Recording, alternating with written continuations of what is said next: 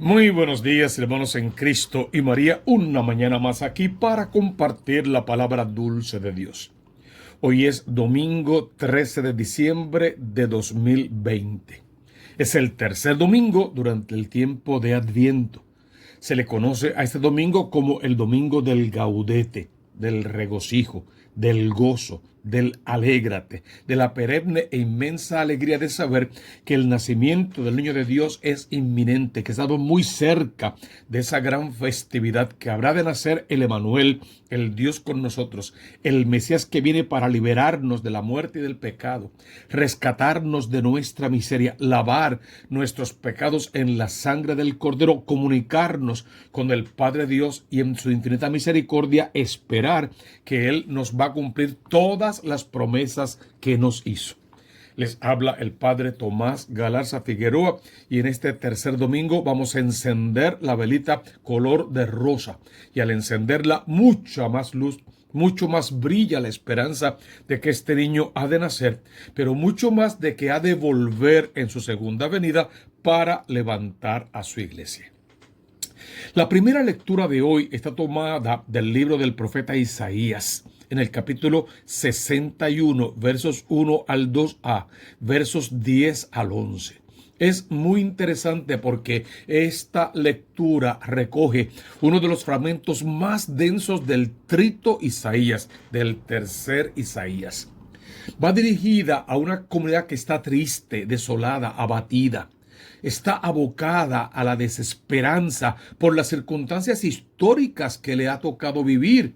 Está pasando duros tiempos, duros momentos, terribles pasos le ha tocado dar y a ella se le dirigen estas palabras que en fin de cuentas son de consuelo, son de esperanza, son de motivación.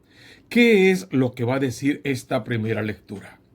El Espíritu del Señor está sobre mí, porque el Señor me ha ungido, me ha enviado para dar la buena noticia a los pobres, para curar los corazones desgarrados, proclamar la amnistía a los cautivos y a los prisioneros la libertad, para proclamar el año de gracia del Señor. Ese primer párrafo de este poema de amor nos dice el poder de ese Espíritu Santo de Dios, que ha estado siempre soplando, aleteando sobre la creación, pero que de una manera particular va a acompañar al Mesías, se va a posar sobre él, se va a quedar permanentemente con él y lo va a ayudar en esa obra redentora, haciendo que de verdad se cumpla todo lo que del Mesías está prometido y que el pueblo santo de Dios, el pueblo de Israel, hoy la iglesia, puedan recibir de Dios gracia tras gracia. Luego la lectura sigue diciendo: desbordo de gozo en el Señor y me alegro con mi Dios, porque me ha puesto un traje de salvación y me ha envuelto en un manto de justicia, como novio que se pone la corona o novia que se adorna con sus joyas. Como el suelo echa sus brotes, como un jardín hace brotar sus semillas, así el Señor hará brotar la justicia y los himnos ante todos los pueblos. Un pueblo que está en cautiverio, que ha sufrido la esclavitud, que se siente rechazado y abandonado por Dios, que tiene que reconocer que ese supuesto rechazo y abandono viene a causa de su pecado, que sabe que la medida es convertirse, volver el rostro al Señor, regresar a la casa del Padre, pagar prendas por sus muchos pecados y volver arrepentidos para recoger los frutos abundantes de la infinita misericordia de Dios. Ese es el pueblo que será vestido con un traje de salvación y podemos verlo en la sangre del Cordero que viene a cubrir toda tu vida, toda tu historia, tu alma, tu corazón, pensamientos, sentimientos y emociones, toda tu existencia. La sangre de Cristo que tiene poder viene a cubrirte a ti, a tu matrimonio, a cada uno de tus hijos y de tus nietos, tus ahijados y tus sobrinos también. Entonces vamos a consagrárselos. Vamos a separarlos para Dios. Vamos a colocarlos ahora mismo sobre el altar de Dios para que Dios los revista con el traje de salvación, los envuelva en un manto de justicia, igual que un novio les coloque la corona sobre sus sienes, la de la victoria, la del laurel, la que no se marchita, la que nos hace acreedores del reino de los cielos. Que nuestro corazón se convierta en un vergel, en un jardín que echa sus brotes, en un jardín que hace brotar sus buenas semillas para que tengamos una buena cosecha y el trigo que cosechemos lo trituremos en el corazón de Jesús. Lo hagamos harina, lo amasemos y lo llevemos al horno para hacer el pan bueno que podemos comer cada mañana. Y ese pan colocado sobre el altar de Dios en sacrificio se convierta en el cuerpo de Cristo que podemos comernos para nuestra propia salvación. Vamos a trabajar juntos por el reino de los cielos porque tenemos una gran motivación. El Espíritu del Señor está sobre mí. Tenemos un salmo muy interesante, pero está tomado según San Lucas, en el capítulo 1 y algunos versos que están entretejidos. Me alegro con mi Dios, nos va a decir el salmista hoy. Proclama mi alma la grandeza del Señor. Se alegra mi espíritu en Dios mi Salvador, porque ha mirado la humillación de su esclava. Desde ahora me felicitarán todas las generaciones, porque el poderoso ha hecho obras grandes en mí. Su nombre es santo, y su misericordia llega a sus fieles de generación en generación. A los hambrientos los colma de bienes, y a los ricos los despide vacíos. Auxilia a Israel su siervo, acordándose de la misericordia. Qué lindo es esta lectura según San Lucas en el capítulo 1. Es María Santísima sacando de lo más íntimo de su corazón su oración predilecta. Proclama mi alma la grandeza del Señor. La segunda lectura fue tomada de la primera carta del apóstol San Pablo a los tesalonicenses, esta en el capítulo 5, versos 16 al 24. Esta segunda lectura se reviste de una característica muy particular. Fíjate que básicamente este es el primer escrito de Pablo y quizá de todo el Nuevo Testamento. Pablo ha evangelizado al pueblo de Tesalónica. En él lo hizo durante su segundo viaje misional, que lo llevó por primera vez a algunas partes de Europa. ¿Qué pasó? Surgió una grave oposición y una persecución terrible contra Pablo y contra todos sus colaboradores, que no les quedó más remedio que huir y abandonar precipitadamente la ciudad y dejar atrás aquel plan de salvación que ya habían comenzado. La enseñanza de los elementos fundamentales del cristianismo, por lo tanto, no quedó suficientemente enraizada. No fue profunda. Sí entendieron, sí aceptaron, pero no fue bien explicada ni bien entendida y podríamos decir que quizá ni siquiera fue bien acogida. Es cierto que Pablo insistió en que el Señor volvería pronto, pero era necesario consolidar mejor esa enseñanza para que no fueran a equivocarse con la idea, no fueran a desesperarse y no perdieran la fe. Por lo tanto, surgieron dudas serias sobre esa vuelta del Señor y cómo podrían integrar esa idea al diario vivir. ¿Cómo podían esperar sin desesperar? ¿Cuánto tiempo tardaría esa segunda venida? Si es cierto que volvería o no. Todas esas preguntas y muchos más quedaron inconclusas. ¿Qué se propone Pablo entonces con esta carta que le envía a ellos? Responder a todas esas interrogantes, a ese problema grave con el que se quedaron en su mente y en su corazón. Por lo tanto, la lectura lo que hace es asociar el pensamiento de Cristo al pensamiento de la comunidad. Son exhortaciones, varias exhortaciones para la vida de la comunidad. Cómo debe vivir un cristiano que espera la segunda venida de Cristo. Es lo que Pablo más o menos va a intentar con esta segunda lectura. Hermanos, estén alegres, claro, si dijimos que es el domingo del gaudete, del regocijo, del gran gozo, de la gran alegría, pues Pablo también comienza, hermanos, estén alegres. Sean constantes en el orar. Tú quieres ser discípulo de Jesús de verdad, testigo del Evangelio. la oración como base, como norte, como guía, como estandarte. Y esa oración que sea una de acción de gracias en todo momento. No simplemente pedir hasta hartar a Dios de tanto pedirle, aunque tenemos que pedir. Es una oración de acción de gracias. Si quieres de adoración, de alabanza, de contemplación, de poder ver más allá, de ver con los ojos de ese Espíritu Santo que está sobre ti, como te lo garantizó la primera lectura de hoy. Den gracias a Dios en toda ocasión. Esta es la voluntad de Dios en Cristo Jesús respecto de ustedes. No apaguen el espíritu. No desprecien las profecías. Examínenlo todo y quédense con lo bueno. No apaguen al espíritu. Si hemos dicho en la primera lectura, el espíritu de Dios está sobre mí, no canjees ese espíritu por espíritus pasajeros, engañosos, de falsos profetas, de falsos predicadores, de quien te predica un evangelio distinto del que ya se te ha proclamado. No desprecies las profecías, se han de cumplir en su momento y vienen con la garantía de salvación. Hermano, no puedes tragar entero, tienes que examinar todo lo que se te predica y quedarte solo con lo bueno. Y lo bueno es aquello que nos llega directamente de Cristo a través de la Biblia, de las Escrituras, dejadas allí por Cristo, aquellos primeros apóstoles y discípulos que componen la iglesia.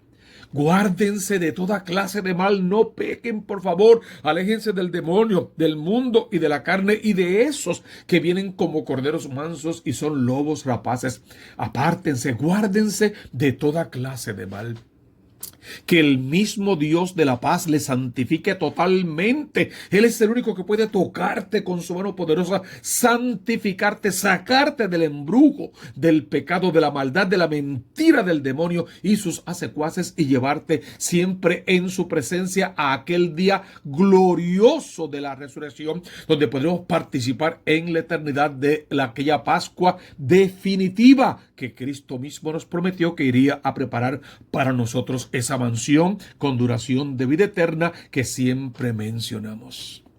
Y que todo su espíritu, alma y cuerpo se mantengan sin reproche hasta la venida de nuestro Señor Jesucristo. Es la parte quizá fundamental, que todo tu ser se quede aguardando esa segunda venida, que lo aguardes en santidad, que no te contamines con el pecado. Y que si llegaras a caer en tentación, porque débiles somos, que nos levantemos pronto, corramos al sacramento de la confesión, lavemos nuestras culpas en la sangre del Cordero y prestos vayamos a comernos el cuerpo de Cristo. Cristo que nos llama a ser siempre fieles y Él realizará en nosotros esa grandiosa obra de redención.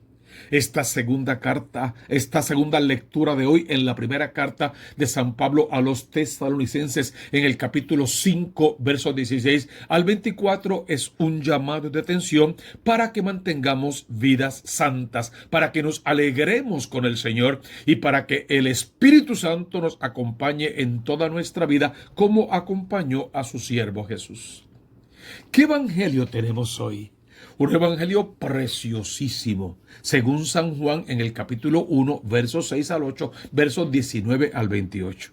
Cierto que dijimos que los domingos del ciclo B de lecturas leeríamos a San Marcos, pero también dijimos que Juan iba a aparecer cada vez que hubiese una gran fiesta o que la iglesia quisiera poner el acento en alguno de los aspectos más importantes de la vida de Cristo.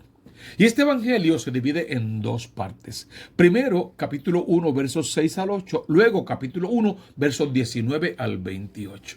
La primera parte fue tomada del prólogo del evangelio según San Juan, que básicamente conocemos de memoria. Surgió un hombre enviado por Dios que se llamaba Juan. Este venía como testigo para dar testimonio de la luz, para que todos creyeran por medio de él. Una vez que nos da su nombre, Juan, ya sabemos quién es: Juan el Bautista, Juan el precursor, Juan el primo de Jesús, Juan la voz que grita en el desierto, Juan el que tiene que menguar para que él crezca, Juan el que fue decapitado en la cárcel, el que se paró frente al carruaje real y le gritó: no te es lícito llevar como esposa a la mujer de tu hermano. Juan, aquella voz potente y poderosa que convirtió a mucha gente al Cristo que habría de venir. Pues este Juan dice de él mismo que él no es la luz, que él es testigo de la luz, para que todos creyeran por medio de Juan, pero creyeran en Cristo Jesús. Él no es la luz, Él es testigo. Y es un llamado para que tú y yo también querramos ser testigos de Juan y de Jesús, si quieres. Así como Juan ya fue presentado como Elías, Juan fue testigo, colocó en su voz las mismas palabras de Elías. Tú y yo estamos llamados también a ser testigos. Un testigo es alguien que está en el momento, que ve lo que sucedió y que puede aportar diciendo que eso fue así, que tal como pasó es como se está contando. Pero un testigo también puede decir la verdad y también puede mentir si quiere. Y muchísimos testigos en la historia han mentido, trayéndonos terribles consecuencias. Pues Juan decidió testificar con la verdad, hacerse eco de las palabras de Cristo y del plan de salvación de Dios. No quiso de ninguna manera colocarse en el lugar de Cristo, porque él entendía, sabía de memoria cuál era su sitio, y él era el precursor, no el Mesías. No era él la luz, sino el que daba testimonio de la luz. Y este es el testimonio de Juan cuando los judíos enviaron de Jerusalén sacerdotes y levitas a que le preguntaran: ¿tú quién eres? Él contestó y no negó. Confesó: yo no soy el Mesías. Le preguntaron: entonces, ¿qué? ¿Eres tú Elías? Respondió: no, no lo soy. ¿Eres tú el profeta? Respondió: no. Y le dijeron: ¿quién eres? Para que podamos dar una respuesta a los que nos han enviado. ¿Qué dices de ti mismo? Y ahí es donde Juan hace una exhibición de quién es él y quién es Jesús. Yo soy la voz que grita en el desierto. O sea, yo soy la voz, pero él es la palabra, el verbo que se hace carne, el Mesías, el Emanuel, el Dios con nosotros, el Dios verdadero, el Redentor de las almas. Yo como vos, a mí como vos me toca decir: allanen el camino del Señor, tal como lo dijo el profeta Isaías, como lo dijo Elías, como lo dijo Jeremías y todos los profetas del Antiguo Testamento de una manera u otra. Yo soy la voz que clama en el desierto. Él es la palabra. Yo predico conversión. Él predicará el reino de los cielos y las actitudes que debe tener y el comportamiento que debe asumir alguien que quiera heredar el reino de los cielos. Hay que apuntar, dice el Evangelio, que entre los invitados había fariseos y le preguntaron: entonces, ¿por qué bautizas si tú no eres el Mesías, ni Elías, ni el profeta? Juan les replicó: fácil. Yo bautizo con agua. Es solo un signo pasajero. Cielos y tierra pasarán. La palabra del Cristo es la que no va a pasar. Yo bautizo con agua. En medio de ustedes no vendrá, no llegará. En medio de ustedes ya hay uno a quien ustedes no conocen. Él viene detrás de mí. Eso lo explicamos muchas veces. Viene detrás de mí al que no soy digno de desatar la correa de las sandalias.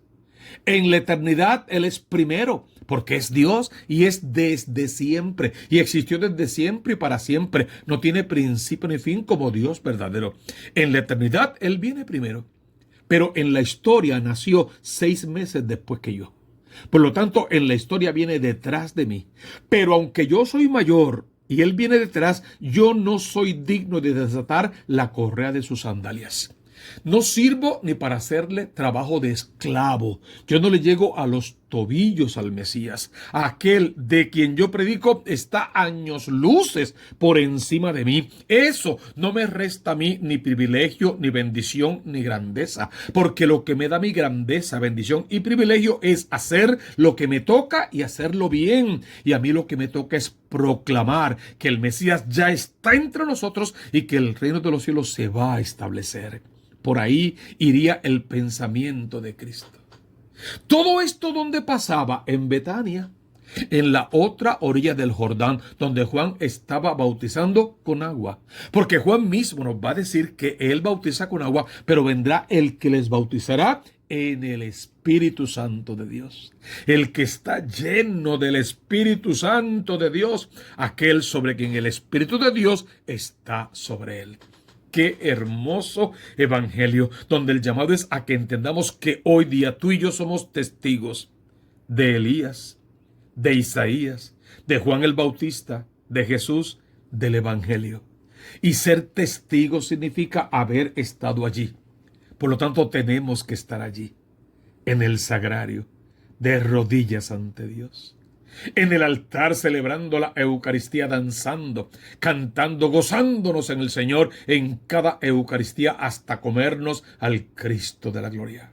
Allí en el sacramento de la confesión, purgando nuestros pecados, purificándonos para poder entrar en la casa del Señor. Porque ¿quién puede entrar en los atrios de la casa del Señor? El hombre de manos inocentes y puro corazón, que no confía en los ídolos. El hombre fiel, el que se entrega al Señor de todo corazón y pasa por el mundo realizando la obra de Cristo, haciendo que las almas se salven. Y testigo es aquel que habla con Dios, que habla de lo sucedido y que aprendiendo del maestro se va a vivir como el maestro vivió, a predicar como el maestro predicó y a hacer todo lo que Cristo hizo, incluso hasta el martirio, hasta dar la vida si fuera necesario por aquello que creemos. Que hoy la palabra de Dios nos envuelva con su amor, nos haga experimentar que el Espíritu de Dios de verdad está sobre nosotros, que nos regocijamos en las promesas que el Señor nos ha hecho porque en su momento se han de cumplir. Y que igual que Juan seamos esa voz que sigue gritando en el desierto de la vida de todos, hasta que puedan oír la palabra que es Cristo y ponerla en práctica. Señor Jesús de Nazaret, ven con tu poder sobre nosotros, muéstranos tu rostro, enséñanos a amarte. Ayer celebramos la fiesta de la Virgen de Guadalupe con aquellas hermosas palabras. No tengas miedo. ¿Acaso no estoy yo aquí que soy tu madre? Yo te guardo en el hueco de mis manos. Es como si le dijera, yo te llevo tatuado al corazón. No tengas miedo. Confiemos en el Señor y en su palabra. Vamos a abandonarnos a su poder y a su presencia. Vamos a cumplir en todo con su santa voluntad. Vamos a trabajar por heredarnos el reino de los cielos. Si podemos verlo de esa manera, solo nos queda por decir, busca primero el reino de Dios con su justicia y todo lo demás vendrá por añadidura. No olviden suscribirse a este canal y al canal de la diócesis. Dejen sus comentarios, sus sugerencias y sus intenciones para la misa. Por favor, las llevamos a la Eucaristía. Y sobre todo, manténnos siempre en oración. Recibe la bendición de lo alto, del Todopoderoso, en el nombre del Padre, y del Hijo, y del Espíritu Santo. Amén, amén y amén.